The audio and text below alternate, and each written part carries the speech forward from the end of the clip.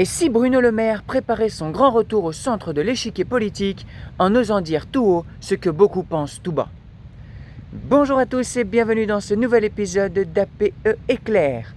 Aujourd'hui, on plonge dans l'actualité brûlante de ce dimanche 23 août 2026, l'ancien ministre de l'économie qui fait parler de lui avec un grand manifeste et une interview dans le journal Le Parisien qui ressemble fort à l'amorce d'une campagne présidentielle.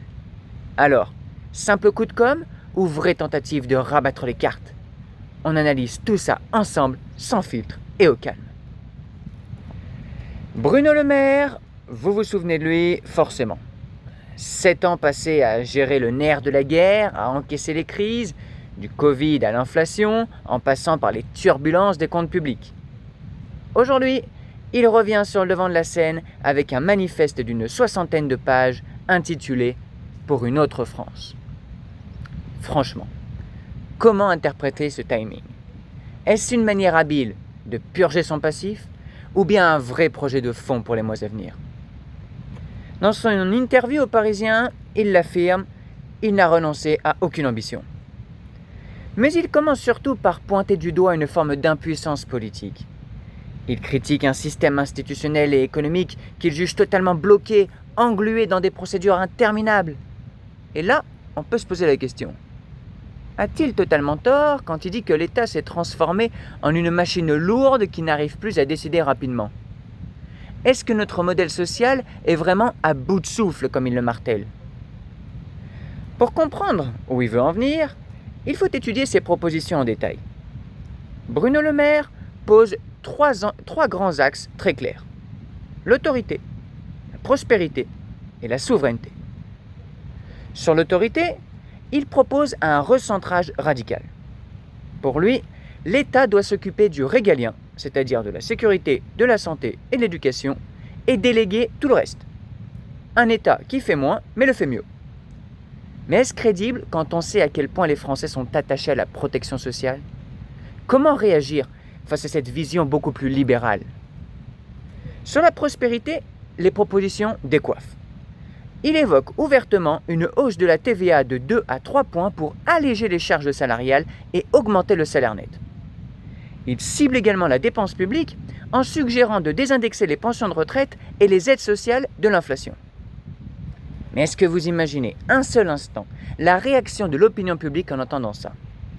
Est-ce du courage politique pur ou bien le meilleur moyen de braquer la majeure partie des électeurs? Ce qui interpelle aussi dans ses différentes prises de position depuis cet été, c'est sa critique frontale du bloc central actuel. Il regarde ses anciens partenaires, ceux qui gouvernent ou ceux qui aspirent à le faire, et dénonce leur manque de vision à long terme. Il cherche à se positionner non pas comme une simple digue ou comme un simple barrage face aux extrêmes, mais comme porteur d'un nouveau chemin. Pourtant, tout le monde a en tête son bilan budgétaire et les fameux chiffres de la dette qui lui collent à la peau. Alors, comment un homme politique peut-il se réinventer après avoir été si longtemps à la tête de la gestion des finances publiques? Les électeurs sont-ils prêts à tourner la page et à l'écouter sur de nouvelles bases? Ou bien est-ce que le passif est tout simplement trop lourd à effacer? Regardons la réalité en face. La vie politique française adore les retours inattendus. Les personnalités qui quittent le premier plan le savent et tentent souvent de revenir par la grande porte grâce à l'écriture. Un livre, c'est le meilleur moyen de poser le cadre. C'est l'outil idéal pour imposer ses propres termes dans le débat public sans avoir à subir les interruptions constantes sur les plateaux télévisés. Mais est-ce suffisant pour recréer du lien avec des citoyens qui se sentent souvent déconnectés de ces grandes messes politiciennes? C'est le moment où je me tourne vers vous. Que pensez-vous de cette stratégie? Est-ce que vous trouvez rafraîchissant qu'un ancien ministre écrive ce qu'il a sur le cœur? Ou y voyez-vous plutôt une posture opportuniste, déconnectée du quotidien des gens? J'attends vos réponses en commentaire car je suis curieux d'avoir votre avis sur cette question. Et il y a aussi un autre sujet central. La question de l'argent magique, celui qui n'existe pas. Sur ce point, il faut reconnaître que Bruno Le Maire est constant. Pendant des années, à Bercy, il a répété qu'il fallait travailler plus et dépenser moins. Aujourd'hui, il pousse cette logique à son paroxysme. Mais justement, arrêtons-nous un instant sur la proposition d'augmenter la TVA. Tout le monde sait que la TVA est un impôt injuste par excellence, car elle pèse beaucoup plus sur le budget des plus modestes que sur celui des plus aisés.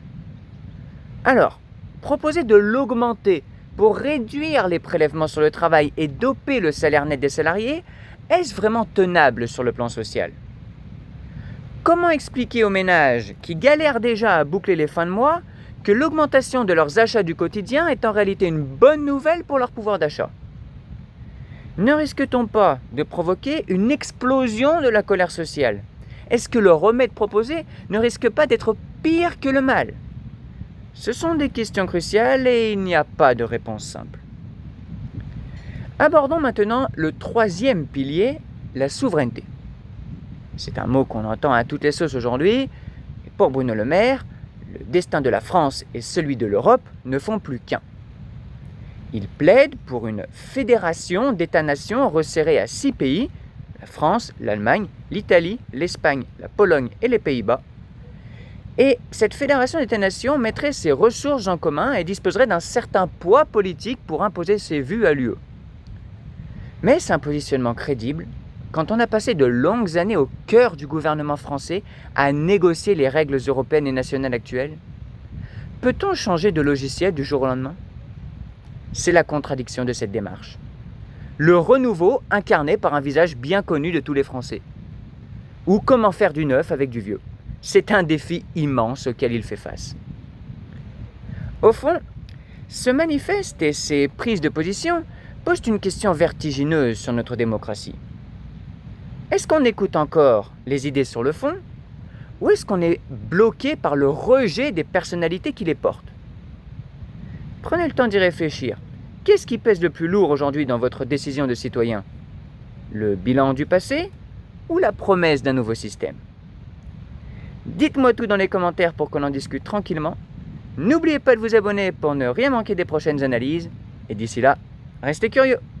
À très vite.